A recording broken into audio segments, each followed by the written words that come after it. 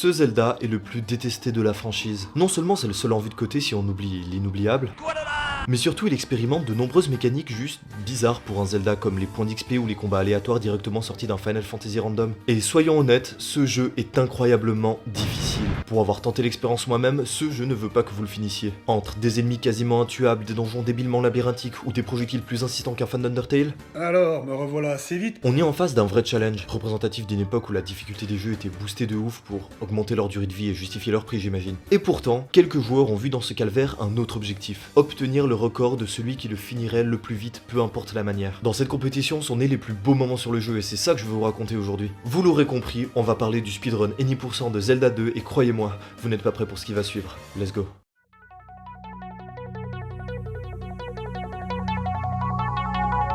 Donc, The Legend of Zelda 2 Adventure of Link est sorti en 1987 et fait suite, vous l'aurez compris, à The Legend of Zelda premier du nom, sorti seulement un an plus tôt. Alors, aujourd'hui, chez des joueurs d'hipsters de gaming, il est bien vu de défendre ce jeu, comme un chef-d'œuvre mal aimé ou le diamant oublié d'une saga, bref, plein d'hyperboles essayant tant bien que mal de réhabiliter le jeu dans l'imaginaire collectif. Je fais d'ailleurs, tu m'étonnes quand tu vois ma chaîne, moi-même partie des gens qui défendent le jeu, et j'en profite pour vous dire que la plupart des artworks utilisés dans cette vidéo sont des originaux et regardez-moi comme c'est beau, bref, je m'égare. Mais le jeu a pendant longtemps subi une réputation de pire jeu de la saga, avec des vrais haters, je vous mettrai des critiques en description pour vous réaliser comment des gens peuvent juste haïr un jeu vidéo. Ceci n'a pas empêché une scène speedrun de se créer autour du jeu avec plus de 230 joueurs ayant soumis des runs sur speedrun.com jusqu'à aujourd'hui. Alors certes c'est pas aussi énorme qu'un Ocarina of Time et ses 1800 joueurs, mais ça reste quand même plus qu'un Wind Waker ou Skyward Sword selon le site. Alors comme il s'agit de la première fois que j'en parle sur la chaîne, je vais vite expliquer pour les néophytes, le speedrun est juste la pratique, on pourrait même dire l'e-sport, visant à finir un jeu le plus vite possible. Voilà. Alors si vous n'êtes pas familier avec cet univers, ça vous paraît un peu abstrait dit comme ça, mais il s'agit d'un milieu extrêmement populaire, respecté, rigoureux et surtout compétitif qui existe depuis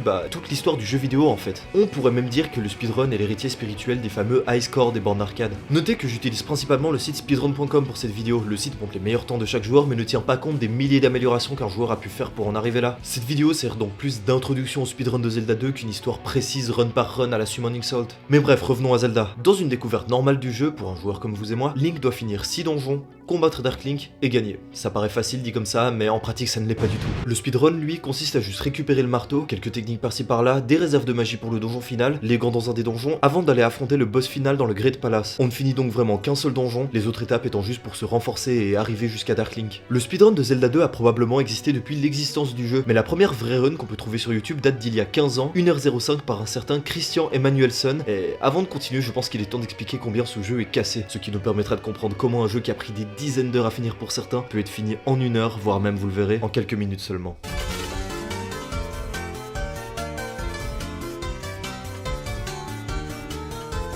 Cette première run de 1h05 est très impressionnante pour l'époque, surtout qu'elle date de décembre 2007, une époque où le speedrun n'était pas aussi répandu qu'aujourd'hui. Pourtant, Christian Emanuelson va lui-même battre son record de 8 minutes en 2011. La raison ? Simplement en changeant la version du jeu, passant de la version européenne à la version US, tournant 1/6 plus rapidement. Le premier record du jeu que j'ai pu trouver est donc sur une version 15% plus lente. Voilà le peu d'infos qu'on avait à cette époque. Avec ce nouveau temps de 57 minutes, le jeu est déjà bien optimisé, non ? Eh bien, le prochain temps dont je vais vous parler, datant seulement de 2 ans plus tard en 2013 par le québécois Insult, met 36 minutes d'avance au record d'Emanuelson. Et je pense qu'il est temps de vous parler du plus gros skip du jeu, le Healer Glitch. En parenthèse, je tiens à remercier la vidéo de Dr Solman dont le lien sera en description avec toutes les autres sources, car sa vidéo explique très bien plusieurs glitches du jeu compliqués à imaginer quand on les voit sur le papier. Bref, d'abord expérimenté en tout assisted speedrun, les speedruns utilisant tous les outils informatiques pour optimiser des runs théoriquement parfaits, le Healer Glitch est l'un de ces moments forgeant l'identité compétitive d'un jeu. Alors, pour résumer, il faut parler à la guérisseuse, elle là, dans la première ville accessible du jeu, Rauru. Pour que le glitch fonctionne, il faut lui parler à une frame exacte pour qu'elle se retourne et faire un autre input à la frame où elle ouvre la porte. On parle donc ici de 2 actions frame perfect consécutives. En gros, en l'interrompant, ça empêche la guérisseuse de fermer cette porte. Et cette porte n'est pas du tout censée être accessible pour le joueur. Sauf que comme maintenant on y a accès car on a interrompu la guérisseuse et que la porte,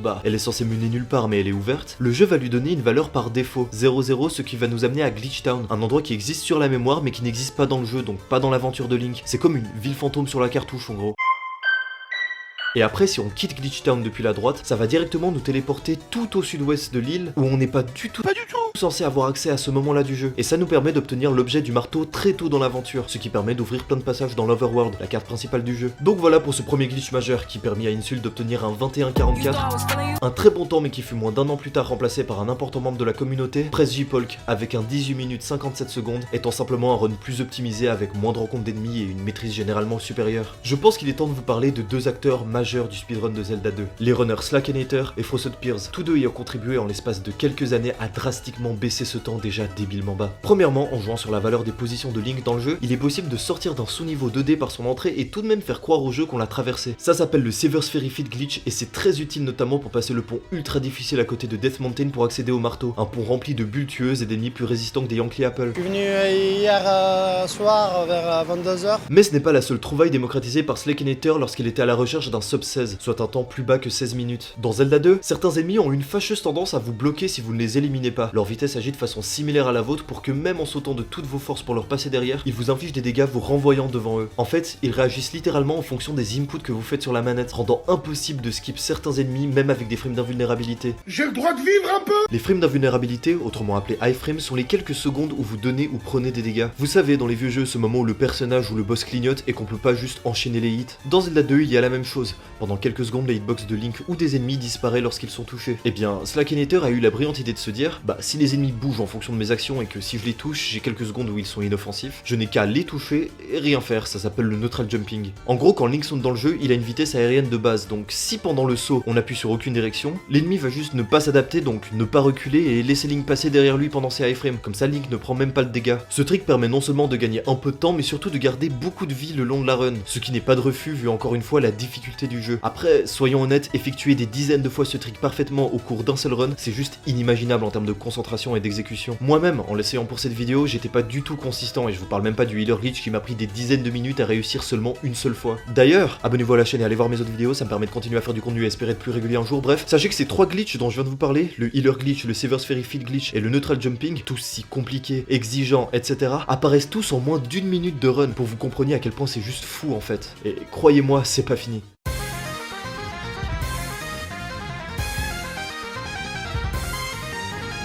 Après ce début, la route du N% actuel est assez directe sur le papier. On va d'abord trouver le marteau permettant d'ouvrir des passages dans l'Overworld, des techniques, soit le high jump qui comme son nom l'indique permet de sauter plus haut, le downstab, l'attaque mythique de ce jeu qui est même présente dans Smash Bros. Le Ferris Pail, une transformation en fée pour laquelle on fait un glitch permettant de skipper la quête pour l'obtenir, et on va chercher des réserves de magie permettant de finir le dernier donjon, le Great Palace. Quelques glitches plus tard, dont le Scroll Locking, une technique abusant encore du healer glitch permettant d'atteindre des endroits pas du tout accessibles, genre de juste marcher à travers les murs ou même de se téléporter à des endroits complètement random, comme de Spectacle Rock à Mesa Land, soit de skipper l'intégralité de la carte. On obtient les Handy Gloves facilement grâce au Scroll Locking, et on se téléporte à Mesa Land pour une autre réserve de magie. Finalement, on arrive au donjon final, le Great Palace, seul donjon que l'on complétera entièrement de la partie, enfin entièrement tout en étant full glitché en marchant dans les murs, genre regardez ça, bref. Ensuite, on arrive au boss final, Dark Link, que l'on va bolos en faisant des petits jumps dans un coin de l'arène et cette course contre la montre est terminée. Tout ceci mélangé et beaucoup d'entraînement ont mené à une run mythique par Slackenator le 1er septembre 2022, étant le premier sub 16 minutes de l'histoire du jeu, un temps symbolique que beaucoup pensaient inatteignable. Fucking did it! Oh my god! Oh!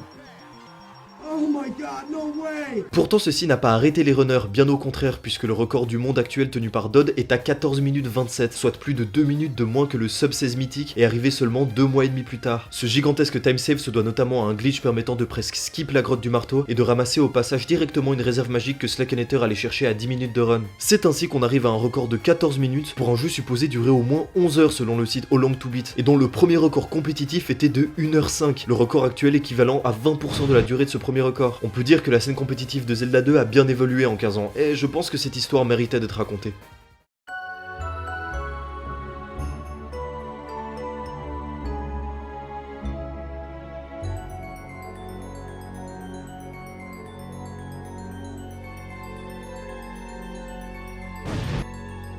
Alors, la scène speedrun compte toujours de nombreux joueurs actifs, le deuxième mondial ayant summit une run il y a un mois au moment où j'écris cette vidéo. Et j'espère que cette vidéo vous aura ne serait-ce qu'un peu tenté d'essayer Zelda 2, voire même qui sait de décrocher un record dessus. Je vous laisse me dire dans l'espace commentaire de quel speedrun vous voudriez que je parle dans le futur, ou même si vous avez des remarques ou corrections à faire. Et moi je vous dis à la prochaine sur YouTube ou sur Twitch, et voilà, à bientôt tout le monde, bisous.